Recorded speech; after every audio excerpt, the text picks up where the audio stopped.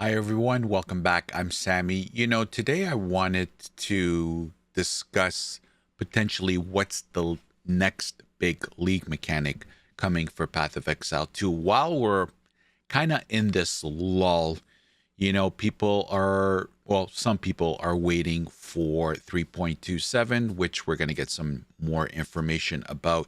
There's going to be the live reveal on the 23rd, and then the game is going to go live on the 31st, but we're going to get the live reveal sometime next week. But while this is all happening, a lot of people are speculating on what's going to potentially be the new league mechanic in December for 0.4. So if you've been following me and Grinding Gear Games since the launch of POE 2, we already know that Grinding Gear Games has taken a ton of inspiration and content from Path of Exile 1. And no greater example of that was the Rise of the Abyssal League, where we took the Abyss mechanic from Path of Exile 1 to Path of Exile 2. So it was the very first league in Path of Exile 2, but it also showed that Grinding Gear Games is not afraid of reimagining old systems from Path of Exile 1 and bringing them to PoE 2. So I wanted to kind of make a video on what I believe Grinding Gear Games could take inspiration from when it comes to some of the other league mechanics or content from Path of Exile 1, and potentially how they would fit, how it would work, and what potentially might be added as the league mechanic, quote unquote, in 0.4. I went through them all and I picked the ones that I think make the most sense. We're going to go through them one by one. We're just going to do a quick summary. Then at the end, I'm going to give you my opinion on which one I believe Grinding Gear Games should introduce in 0.4. So hope you stick around and let's get into it. Before we get into what potentially could be new league mechanics coming in 0.4, let's do a quick recap on Abyss, because it's the one we already have in Path of Exile 2, and it's the perfect example of how Grinding Gear Games could bring older content forward. In Path of Exile 1, Abyss was all about cracks in the ground, spawning waves of monsters that led to abyssal depths and boss fights. It rewarded players with special jewels and unique Abyss gear. In PoE 2, they took that basic concept and turned it into a full-fledged league. Rise of the Abyssal, with 4 new bosses, the Well of Souls, and new deterministic crafting systems. It's a reminder that when GGG revisits old content, they don't just copy-paste it, they rebuild it to fit Path of Exile 2's tone and systems. Not only that, one could argue the Rise of the Abyssal League took a cranky and, dare I say, useless crafting mechanic, spun it on its head, and completely rejuvenated the crafting in Path of Exile 2. Next up, Betrayal. This was one of the most complex mechanics in PoE 1. You'd investigate the Immortal Syndicate, a web of NPCs where every choice you made reshaped the organization. Interrogating, bargaining, or executing syndicate members determined which safe houses unlocked and what rewards you got. The cool part was how it mixed story and strategy. It wasn't just about killing monsters, it was about manipulating the system. The rewards were also great: veiled mods, unique items, and some of the best crafting options available. If GGG brought Betrayal into PoE 2, I could see it being reworked as a system that grows and evolves during your playthrough. It would add depth to the world, a layer of decision making, and progression. Then we have Blight, which was basically Path of Exile's version of tower defense. You'd activate fungal growths, waves of monsters would rush toward the pump, and you'd build towers to stop them. Rewards came in the form of blighted maps and oils, which you could use to anoint your amulets and rings.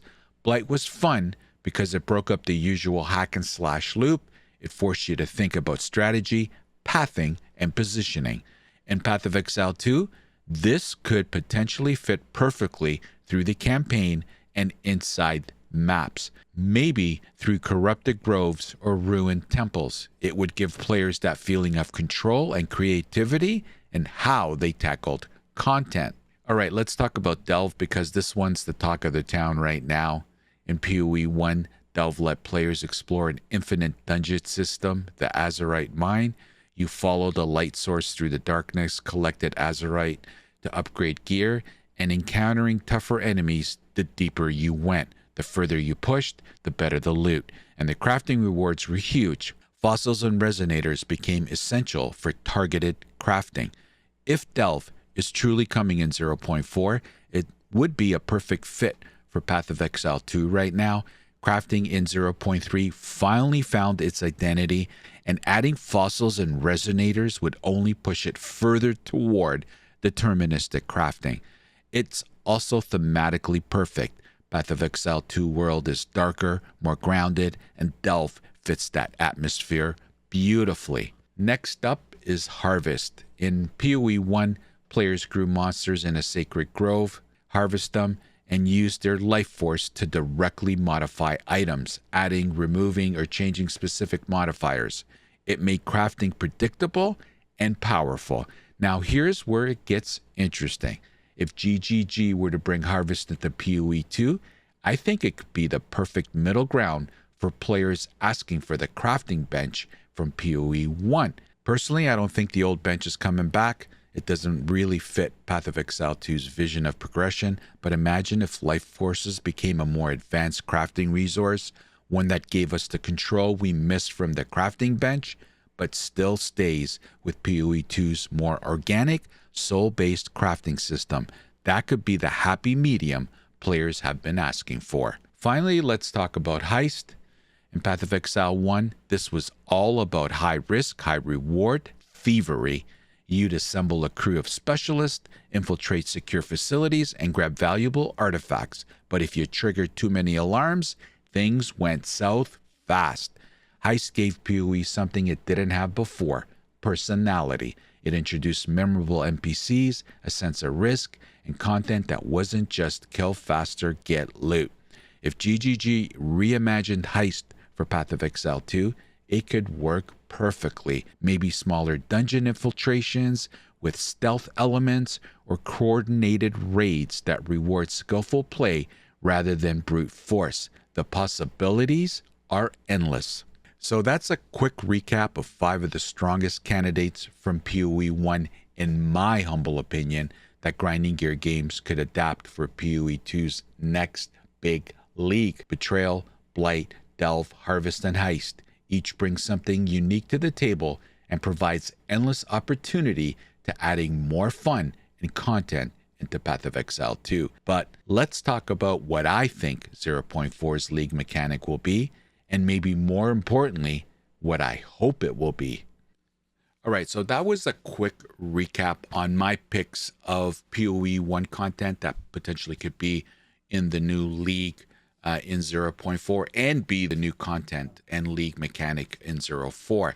Now, right off the top, if I'm being honest, naturally I think Delve makes the most sense from a design and development perspective. It fits PoE's tone. It builds on what they just achieved with 0.3's crafting rework. It would naturally deepen deterministic crafting and give players another way to progress their gear if they were to bring resonators and fossils forward like the Delve in PoE 1. But if you ask me, I'd actually go with Harvest. Here's why. So many players are still asking for the crafting bench to come back. And I get it.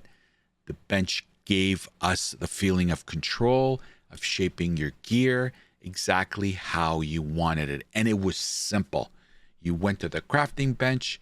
You didn't need cold. You needed fire resistance now because of your gear changes. You just went to the crafting bench and you made those changes. It really gave us what we wanted, and it was easy. But I don't think, in my humble opinion, that the bench is going to fit or come back in PoE 2.